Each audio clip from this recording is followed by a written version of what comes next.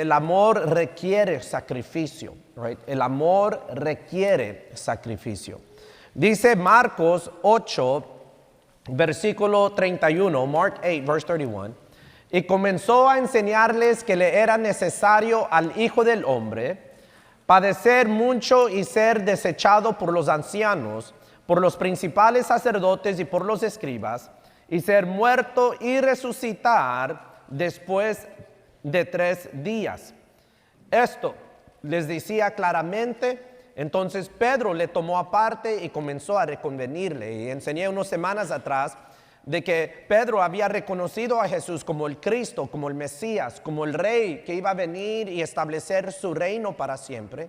Y Jesús les está diciendo, hey, yo voy a sufrir, voy a morir. Y Pedro no lo podía creer. Este era quien ellos estaban esperando y no lo podía recibir. Capítulo 9, verse 9, versículo 30 dice: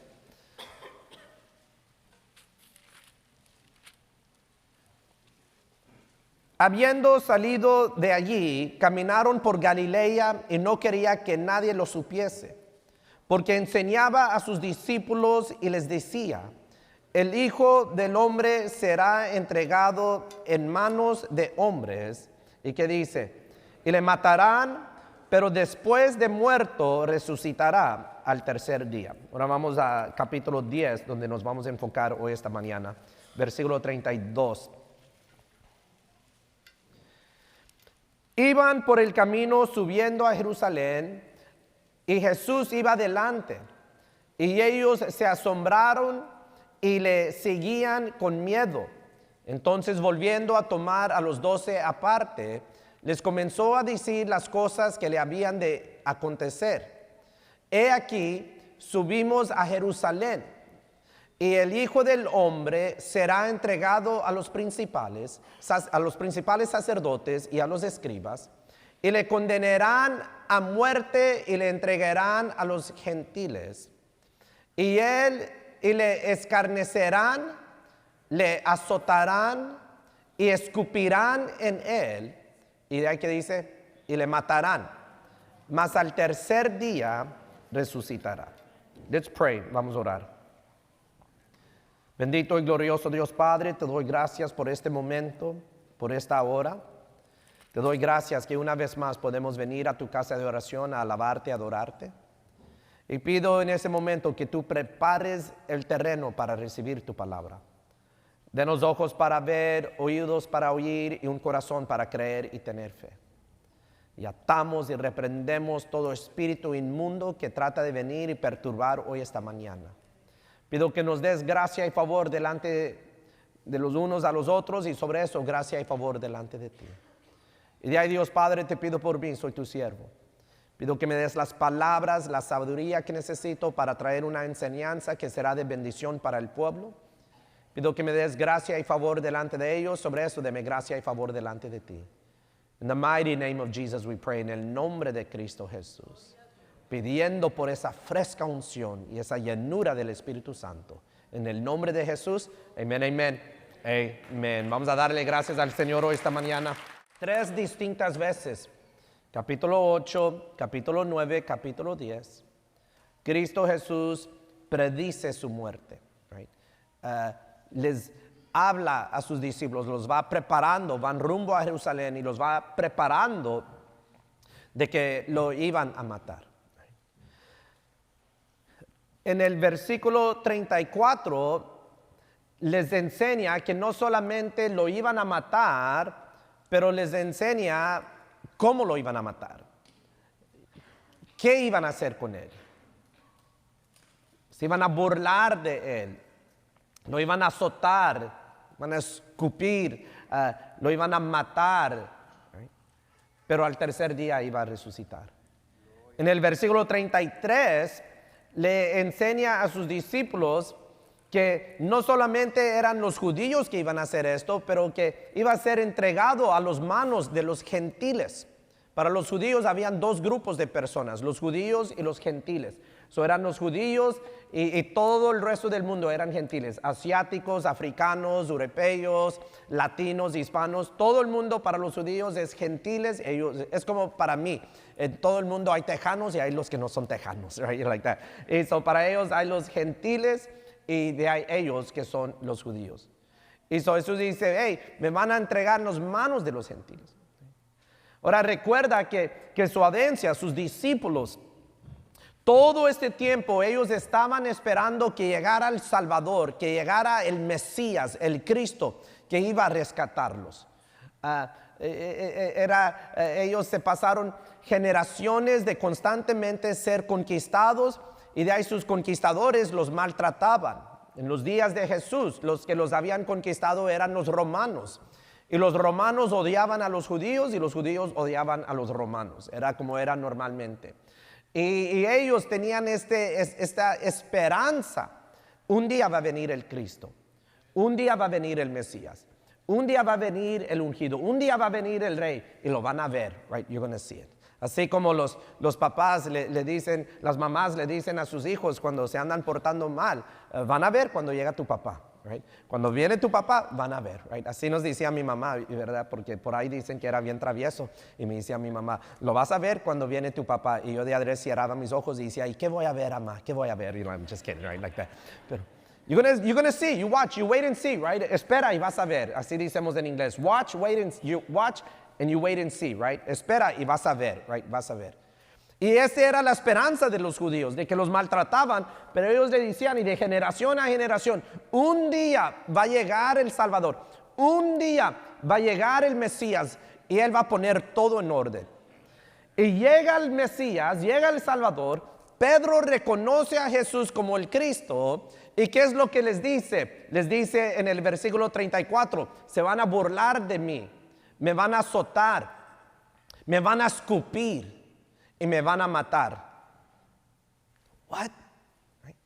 En otras palabras, me van a humillar.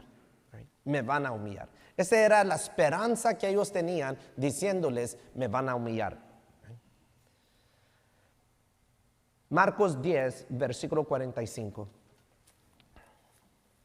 Porque el Hijo del Hombre no vino para ser servido, sino para servir y para dar su vida en rescate por muchos. Este es uno de mis versículos favoritos. El Hijo del Hombre. Yo quiero que entiendan qué es lo que significa el Hijo del Hombre. So, si pueden, vayan a Daniel capítulo 7.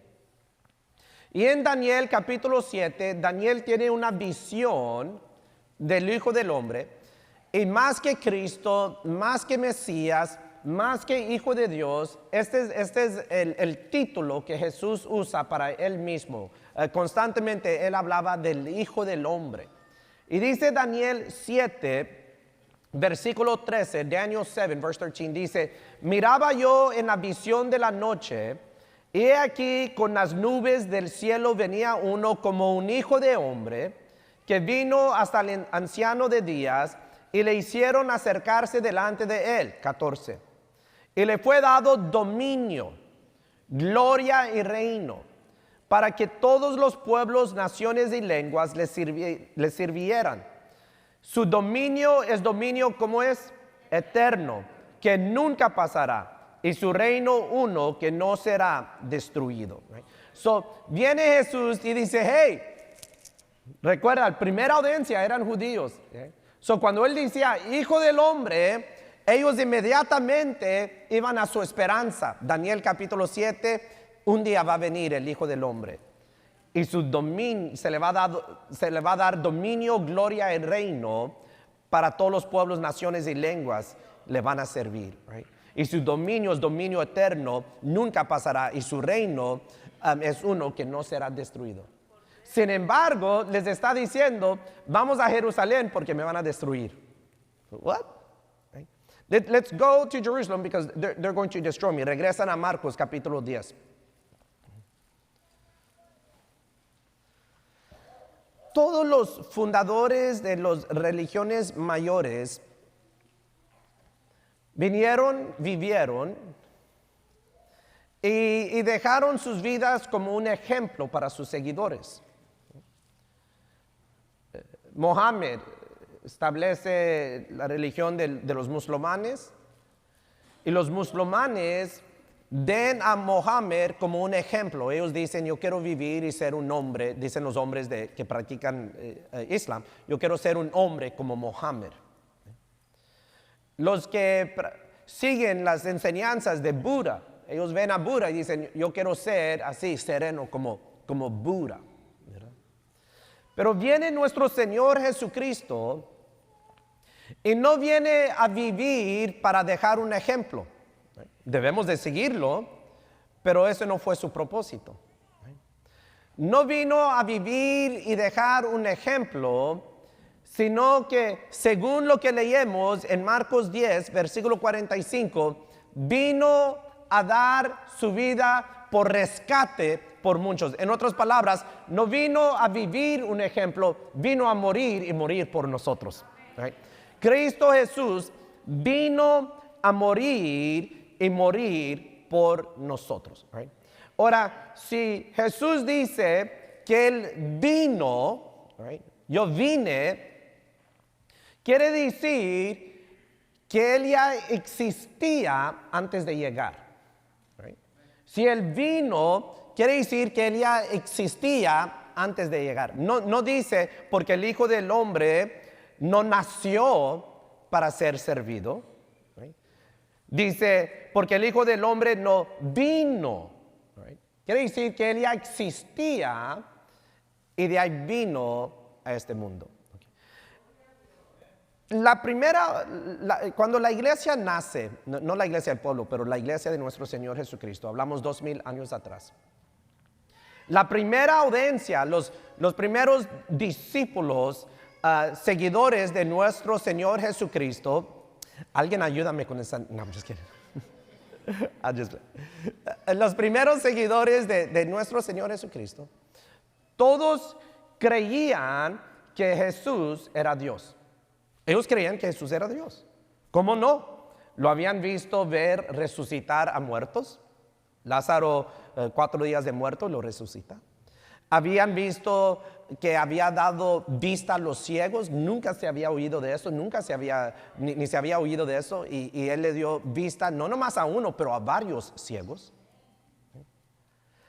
Predijo su muerte y su resurrección, aún qué es lo que le iban a hacer y quién lo iba a hacer y dónde lo iban a hacer. En Jerusalén, los judíos y los gentiles que se iban a burlar de él, que le iban a escupir, lo iban a azotar y lo iban a matar, pero 3 días después iba a resucitar. Y cuando resucitó en un cuerpo glorioso.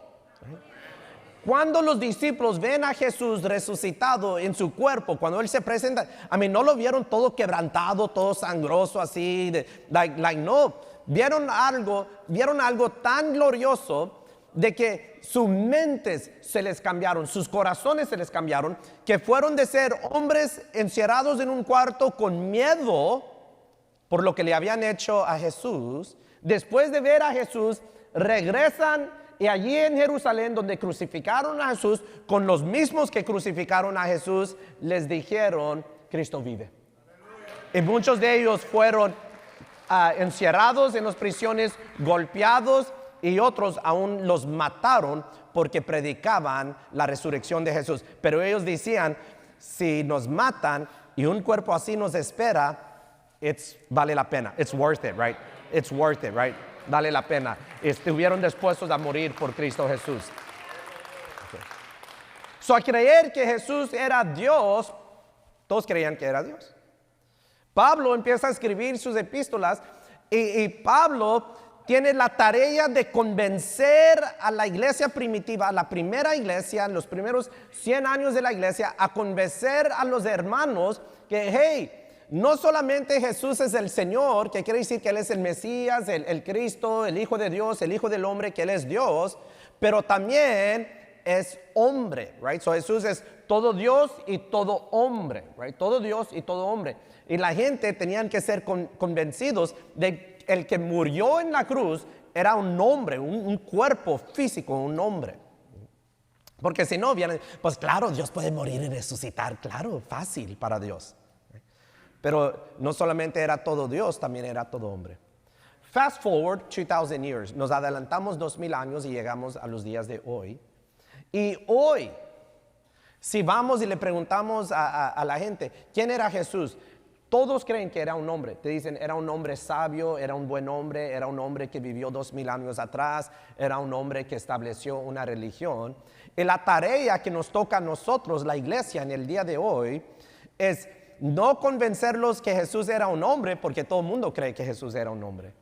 Es convencerlos, hacerlos entender, orar por ellos, que Dios les quita la banda y que abren sus ojos, que Jesús no solamente es todo hombre, pero también era y es todo Dios. Right? Jesús es Dios, Jesús es el Señor. Cuando dice Jesús que Él vino, nos está dando un little taste, nos está recordando de que hey, yo no vine en existencia el día que nací por medio de la Virgen María, me pusieron en un pesebre. No. En el principio era el Verbo, hablando de Jesús, y el Verbo era con Dios. Y de ahí dice Juan en el primer capítulo, y el Verbo era Dios, desde el principio, from the beginning. Ahora, ¿por qué vino Jesús? ¿Por qué vino Jesús? Aquí nos dice, no vino para ser servido, sino para servir y para dar su vida en rescate por muchos. Right? A ransom, en rescate por muchos. Okay.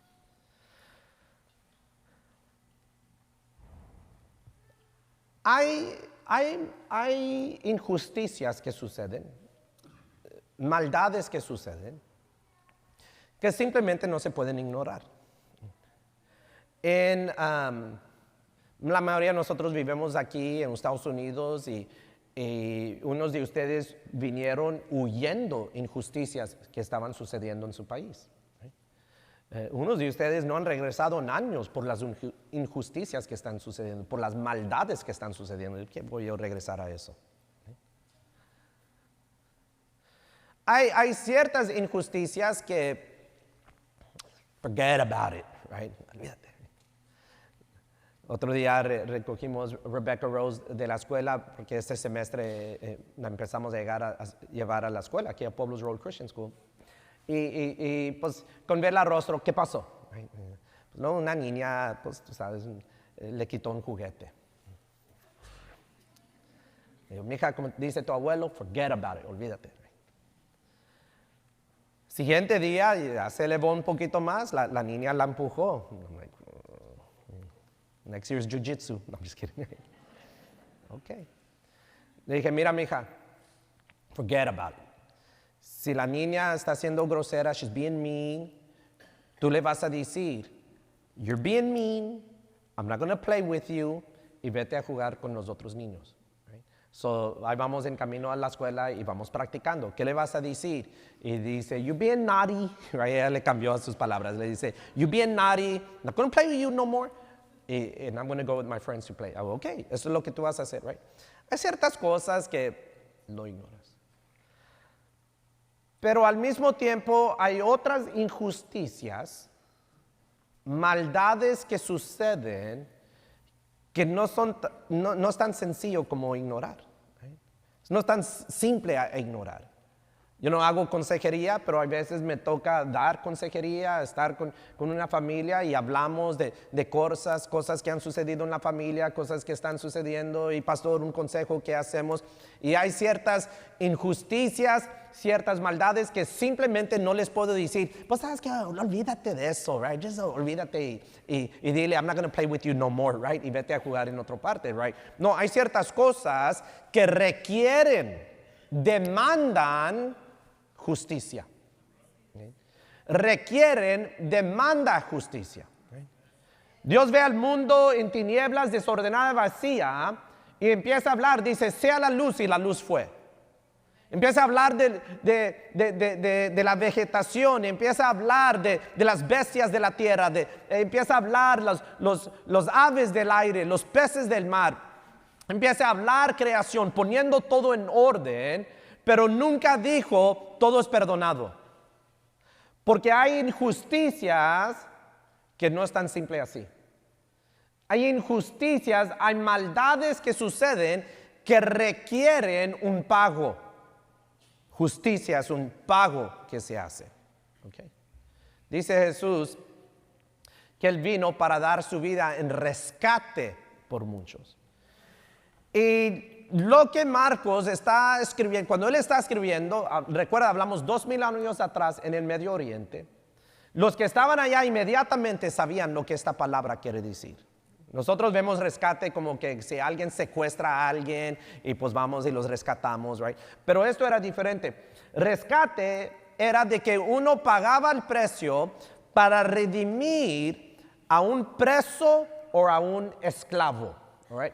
A un preso o a un esclavo. Habían personas que a veces se endeudaban y se endeudaban tanto que tenían que hacerse el esclavo de la persona a quien le debían y tenían que trabajar por años a pagar lo que ellos debían y no les pagaban un buen salario, les daban menos de lo mínimo para tener los más años de siervos. Anoche hablaba con mi mamá y me platicaba de sus tíos. Y cómo había uno que tomaba ventaja, en inglés decimos exploited, right? Exploitaba a la familia y tenía él un montón de trabajadores y los llevaba allá al labor. Y dice mi mamá que ya años después que él le dijo a mi mamá que en los 50, que él se ganaba como $13,000 por semana, en los 50. Hoy sería más de $100,000, pero tenía él camiones y trabajadores, pero los exploitaba, right? Tomó ventaja de ellos, tomó ventaja aún de su propia familia para enriquecerse, right? Y eso, imagínate que alguien venga y dice, mira, yo quiero que este muchacho venga con nosotros. Pues no, te lo vendo o te va a costar para yo soltarlo, right? Y él calcula. Pues a mí, yo le pago a él 10,000 por año, pero a mí me hace 60,000 por año, right? 50,000 diferencia. Y 50,000 por 10 son medio millón. Pues tú me tienes que pagar $500,000 si tú lo quieres. Right? Era algo así como trabajaban las cosas. Okay. Y venía alguien a redimir, un rescatador, y decía, yo pago lo que cueste, yo pago. Y normalmente era un precio sumamente alto para redimir a un preso o redimir a un esclavo. La paga del pecado es muerte. La deuda que tú y yo llevamos por nuestros pecados es la muerte. Tú y yo éramos presos al enemigo, éramos esclavos al enemigo, éramos presos y esclavos al pecado, presos y esclavos al infierno, presos y esclavos al diablo. Pero un día nuestro Dios mostró misericordia y envió un Salvador a venir a redimirnos, a rescatarnos. Y si no lo sabes, para matar todas las dudas, ese Salvador tiene un nombre. Su nombre es Cristo Jesús, Señor nuestro, Hijo de Dios, Hijo del hombre. Y Cristo vino a publicar libertad a los cautivos y a los presos, a aperturar de la cárcel. Vino uno a redimirnos, vino uno a rescatarnos y pagó precio alto. Pagó precio alto. Dios no nos rescató con pagar con Bitcoin, no nos rescató con pagar con dólares, no nos rescató con pagar con oro o plata. Dios nos rescató y pagó por medio de la sangre de su Hijo amado, por la sangre del Cordero, por la sangre de Cristo. Por eso hay poder en la sangre de Cristo. That's why there's power in the blood of Jesus. Y solamente una vez fue necesario que viniera Cristo Jesús y muriera por nosotros. Su sangre hermosa costó, porque no solamente era todo hombre, pero también era ¿qué? Todo Dios. Era el Dios encarnado, el invisible que se hizo visible para nosotros. Dejó su trono para ser puesto en un pesebre. Dejó la adoración de los ángeles para ser rechazado por los suyos. Dijo San Juan, dice San Juan en su evangelio, a los suyos vino, mas los suyos no lo recibieron. Para redimirnos, para rescatarnos, para salvarnos. But why? ¿Por qué? Sabemos que era necesario que alguien pagara el precio. Porque hay injusticias que no simplemente se pueden decir, olvídalo, forget about it, ya, perdónanos y ya vámonos. Hay ciertas injusticias que no. Hay veces vienen familias a hablar conmigo y yo les digo, este es asunto legal. Yo no estoy aquí para taparle a nadie. Es un asunto legal. Tú me dices, a veces hay un abuso con un niño o algo y esto ha sucedido. Si tú me dices, yo le voy a hablar a la policía. Eso es mejor que tú le hables a la policía. Right? Porque es una injusticia que no simplemente vamos a decir, perdónalos y así. Hay que perdonar, pero también tiene que haber justicia. Sabemos que Jesús vino porque tiene que haber justicia. Déjame decirte que la primera vez que vino Jesús, vino como un cordero. Vino a derramar su sangre por nosotros. Pero la segunda vez que va a regresar nuestro Señor Jesucristo, a la otra que Él venga, ya no va a venir como un cordero, right, que van a humillar, sino que va a regresar como león de Judá, como un rey que viene a conquistar y juzgar a las naciones. Let's get that straight. But why? ¿Por qué? ¿Qué es el versículo más famoso de todo el mundo? Juan 3:16. Porque de tal manera amó Dios al mundo que ha dado su Hijo unigénito para que todo aquel que en Él cree no se pierda, mas tenga vida eterna. Love. Right? Love. Dios envió su Hijo unigénito. Dios envió a Jesús, al Cristo, al Mesías. Dios Padre envió al Hijo del Hombre por amor. Cristo permitió que lo humillaran. Cristo, Jesús, permitió que le hicieran burla, que le estiraran su barba, que le pusieran esa corona de espinas, que le pusieran un manto morado sobre él para hacerle burla, porque es lo que usaban los reyes. Él permitió que lo desnudaran. Él permitió que lo azotaran. Dice la palabra que fue obediente hasta la muerte y muerte de la cruz. Permitió ser crucificado. ¿Por qué? Porque Dios te ama. Dios te ama, Dios te ama, Dios te ama. God loves you, God loves you, God loves you. Dios te ama, su misericordia es porque Él te ama. His mercy is because He loves you. Sus bendiciones es porque Él te ama. Su presencia es porque Él te ama. Dios te ama, God loves you. Dios te ama. God loves you. Pero el amor requiere sacrificio. El amor requiere sacrificio. Okay. Soy en muchas maneras un papá típico del año 2022. Y en mis redes sociales pongo fotos de las niñas más bonitas de todo Pasadena. Fuimos a comer ayer y toca que entró el alcalde y su esposa. Y viene el alcalde y me dice, pastor, y ve a las niñas y me dice, no nomás lo digo, pero es la verdad. Tus hijas son las más bonitas de Pasadena. I'm like, I know. No me estás dando algo, no me estás diciendo algo que no sabía, right? En el servicio anterior, mi papá gritó amén. Dijo, pues si no lo dice el abuelo, ¿qué no va a decir, right? Like that.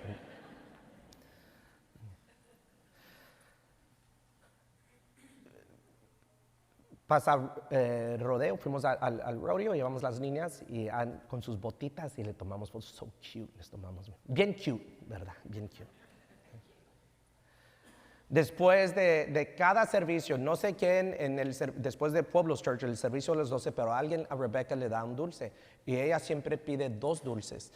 Y cuando estoy aquí después del servicio, estoy hablando con alguien ministrando, ella viene y papi, this for you. Y me da, siempre pide un dulce para su papá. Bien cute, bien cute. Like that. Delante de Dios, no pasa un día que Rebecca o Raquel no nos hacen reír. I mean, todos son bien, they're funny. Y les digo, oh, you're so funny like your dad. Y las dos se sonríen y me dicen que sí. Bien cute, bien. Y les tomo una foto y lo subo a las redes sociales. Right? Bien cute. Y en todos esos momentos, right, Raquelita le gusta que la cargue y pone su cabeza aquí y me dice dónde, me dice allá, y ahí dice go, y yo camino bien despacio, le hago ¿verdad? Hasta llegar allá. Y en todos esos momentos, les voy a decir algo, es fácil para amarlas. Es fácil para amarlas. Pero mira, en la casa tenemos una de 2 y una de 3. Y en inglés, esa época, en inglés le dicen the terrible twos and the terrible threes. Vas a ver, right? The terrible twos and the terrible threes. Así les dicen. Tremendos 2 y tremendos 3. Right? Amén. Cuando se les sube el galván. I'm just kidding, es que están mis suegros. Así que. De repente, no sé qué se les mete a las 2 y ahí se andan peleando, tienen un montón de juguetes y se andan peleando por una pluma, y tengo 20 plumas de la misma, pues no, y se andan peleando. Anoche me manda un mensaje Nayeli y me dice, prepárate porque tienes una de 2 gritando, llorando y enojada. Y dije, no, ahorita va a ver su papá y va a ver. Y so bajé Rebecca y voy a salir y me dice Rebecca, Dad, papi. Me volteo porque voy al carro a agarrar a Raquel. Le digo, what? Y me dice, sister crying. Y le digo, ok, ahorita lo voy a agarrar. Y me dice, papi. Y me volteo, ¿qué? Y dice, es que quiere a mamá, right? Que es la abuela, mi suegra, right? Quiere a mamá. Pues ahorita ya llegó con su papá, ahorita se... So abro la puerta y me ve y empieza a gritar, right? So le digo, no, you don't want to come with papi, no quieres venir, no. Le cerré la puerta y todavía se oye, y cierro la puerta, se oye allá en el fondo. Y so entro y le digo a Nayeli, le voy a dar 2 minutos para que se calme. Salgo después de 1 o 2 minutos, estoy ahí en la ventana, right? No la dejé, solo salgo y la agarro. Y abro la puerta y todavía está gritando. Me digo, I'm like, baby, you don't want to come with papi? No, que quiero mi mami. So, cierro la puerta y le digo, hey, te anda pidiendo, pero dele otros 2 minutos que se enfríe. Está frío afuera, ojalá que ella se va enfriando un poquito, right, like that. Ven, allí, amar, allí sí requiere un sacrificio. Cuando están enfermos, me recuerdo, Nayeli estaba embarazada con Raquel y ella y Rebecca agarraron el flu. Y hay el A y el B, creo que el B es fuimos con la doctora y dijo la doctora, la niña tiene el flu, tu esposa tiene el flu y me dice, y tú lo vas a agarrar. Y le dije, no recibo eso, te reprendo. Y no lo agarré, no recibo eso. Pero cargaba a Rebecca. Y la voy llevando y de repente y voltea mi cara y le gritaba a Nayeli, límpiame la cara, tráete Lysol y Clorox y todo, pero límpiame la cara. ¿Right? Allí el amor requiere ¿qué? Sacrificio. Cuando se les suelta el estómago y no es tan fácil a limpiar. Y no nomás son los pañales, pero la ropa, y los pones arriba no te mueves, y los pones y te manchan las colchas, donde vas a dormir. El amor requiere ¿qué? Sacrificio. El amor requiere sacrificio. Allí es donde uno muestra el amor. Y como cada uno de ustedes, tus papás te dijeron que no lo vas a entender hasta que tú tengas los tuyos. Y aprecias más el sacrificio que hicieron tus papás cuando tú pasas por allí. El amor requiere sacrificio. Dios Padre te ama y expresó su amor con permitir que sacrificaran a su Hijo, nuestro Señor Jesucristo. Expresó su amor cuando su Hijo amado, que ya existía antes de la fundación de este mundo, vino y se entregó y le hicieron burla, le escupieron y lo azotaron y lo mataron y lo enterraron. Mostró su amor, expresó su amor. Pero para terminar, ¿Y tú qué? ¿Y yo qué? Muchos de nosotros hemos caído en una trampa de la religión. Y en esta trampa tratamos de ser buenas personas. Quiero ser bueno, estoy tratando de cambiar, ya no quiero maldecir tanto, ya no quiero tomar, quiero ser un mejor esposo, quiero ser mejor papá, quiero mejorar. Pero tu motivo es por la familia, tu motivo es porque pues quiero quedar bien con Dios, tu motivo es porque pues ahora soy cristiano, soy de la religión. No, nuestro motivo debe de ser porque Dios me ha amado y yo lo amo a Él. Right? Dios me ha amado y yo lo amo a Él. God loves me and I love Him. Dice la palabra, esa es la razón que nosotros conocemos el amor. Porque Él nos amó primero, right? Y como Él nos amó cuando éramos sus enemigos, cuando éramos esclavos y presos al pecado, al infierno, al diablo, vino y nos rescató a precio alto, pues ¿cómo no le vamos a amar? ¿Cómo no le vamos a amar? How are we not going to love Him? No compartí esto en los otros servicios, pero lo voy a compartir con ustedes. Hay la teología de los gatos y la teología de los perros. Y muchos aquí viven según la teología de los gatos. Ay, pastor, ¿qué hablas? Déjame explicar. El gato, tú le das de comer, tú le das casa, tú le das agua. Y llegas del trabajo y quieres acostarte con tu gatito. ¿Sabes por qué? Dice el gato, me dan de comer, me dan agua, me dan casa, yo soy Dios. Pero el perro, tú le das de comer, tú le das agua, tú le das casa, tú le das familia, y llegas del trabajo y ya está. Porque ¿sabes qué dice el perro? Este me da comida, este me da agua, este me da casa, este me da familia, de seguro Él es Dios. Right?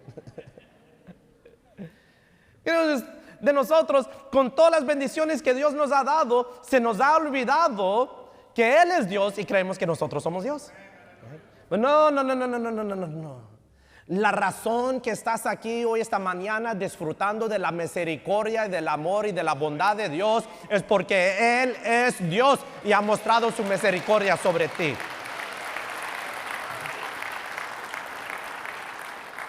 To finish, para terminar.